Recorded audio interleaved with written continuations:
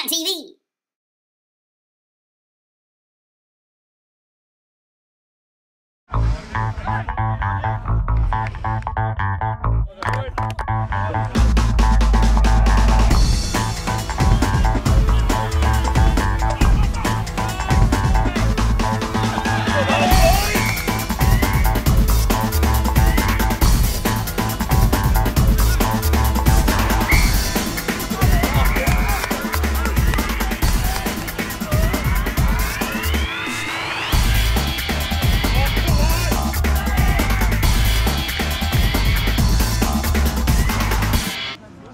Knutsford lost the first round.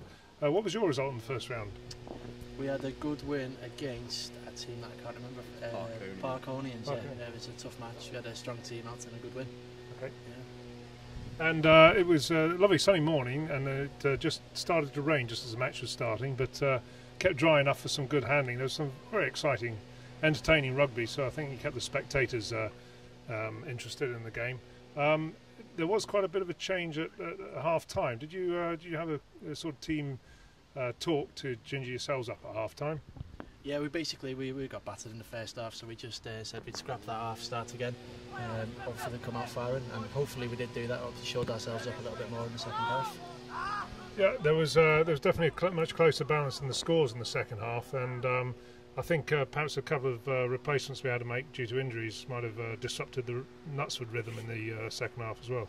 Definitely, yeah. I think there's a bit of inexperience on the bench, but they've got to play games to get used to playing. But the loss of people like Edmonds who we've got to manage with an injury, so it's hard to lose experienced players. But definitely in the second half we were tired because we came straight out of the blocks, which we really racked up some points early on, which is hopefully trying to be a new sort of style of play this year, to score early. But there's no way that we could maintain that intensity for the entire game, which I think showed in the second half. And we just dropped off and were duly punished by some good play. But we take the win at the end of the game and hopefully try and claw back some of the points that we gave away at home to Chapel and drag ourselves back up to that first spot in the league format now. Yeah, it is a league format. It's the winner that goes through from this competition, I believe, is it? I think first place from the two